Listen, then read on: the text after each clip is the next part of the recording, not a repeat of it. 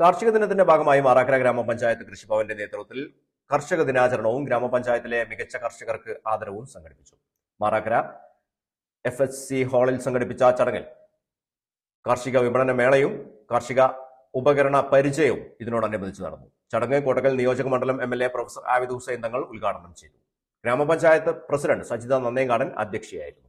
ഗ്രാമപഞ്ചായത്ത് vice president OP Kunhomad, block panchayat ക്ഷേമകാര്യ standing committee chairman OK Zubair, ഗ്രാമപഞ്ചായത്ത് സ്ഥിരം സമിതി അധ്യക്ഷരായ KP ഷെരീഫ ബഷീർ, AP ജാഫർ അലി, നജ്മത്ത് പാമ്പലത്ത്, കൃഷി ഓഫീസർ അരുണിമ, മെമ്പർമാരായ KP അസീസ്, മുബഷിറ അമീർ, TV Rabiya, Mufeeda Anwar, Sreehari Mukkadakkode, Neyyathur Kunju Muhammad, PP Abid, KP Narayanan, Bava Shamla Basheer, CDS president Khadeejathul Kubra, TP Kunhutty Haji, Aneefa PT, പ്രാദേശിക നിരീക്ഷണ സമിതി അംഗങ്ങൾ, ADC എന്നിവർ പങ്കെടുത്തു.